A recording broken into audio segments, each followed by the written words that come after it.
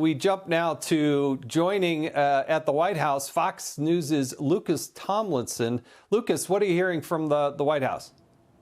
Well, Jason, officials tell Fox News that the White House was notified shortly before Israel carried out these airstrikes inside Iran. And President Biden has just landed in Delaware. He is heading to his home in Wilmington. There are no plans right now for the president to come back here to the White House. There's no changes to his schedule right now.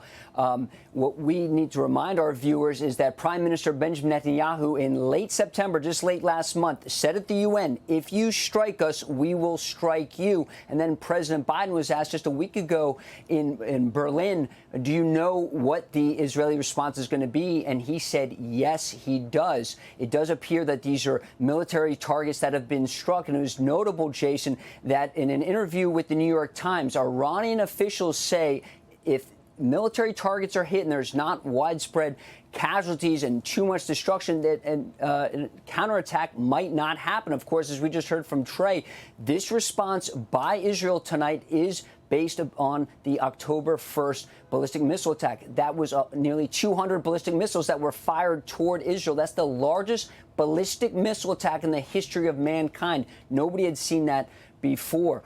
President Biden, of course, just a week ago had approved the deployment of the THAAD anti-ballistic missile system that arrived in Israel just last week. What the THAAD is very similar to the Arrow 2. It is a high-altitude air defense system, was designed to shoot down ballistic missiles both inside the Earth's atmosphere and as well as into space. A lot of people talk about the Iron Dome. That's a point defense system used to shoot down artillery rockets, and other small, incoming rounds, but from short range. Of course, David Sling is for intermediate range, but Arrow is, an interceptor system that is, used to knock down ballistic missiles. And that's why the Israelis called upon the United States to send this THAAD system. They're in very short supply, Jason. There's only 7 deployed around the world right now. One of them, along with 100 U.S. troops, is inside Israel right now. So, again, President Biden, of course, has been briefed about these strikes. We are awaiting a statement from the White House, and that is where things stand right now from the White House. Jason? Lucas, do you have any idea when the Israelis contacted the White House? I'm just trying to get a sense of when this attack actually started. The communication is pivotal between the United States and Israel. I wondered about the timing.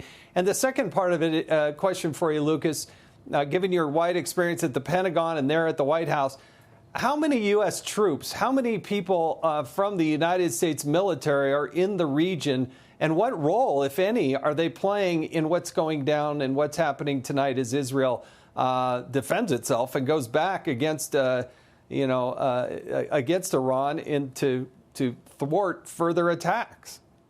Well, Jason, in addition to the 100 U.S. Army soldiers that are manning this THAAD battery that just arrived inside Israel, of course, you have about 40,000 troops deployed right now around the Middle East. You have the Lincoln Aircraft Carrier Strike Group, in addition to the dozens of strike aircraft aboard Lincoln in the Arabian Sea. You also have, of course, destroyer escorts. And as we saw on October 1st, 2 guided missile destroyers in the eastern Mediterranean fired 13 SM-3 interceptor missiles to shoot down some of those ballistic missiles that were incoming toward Israel. We never heard from the Pentagon how many of those 13 interceptors actually destroyed some of the incoming ballistic missiles.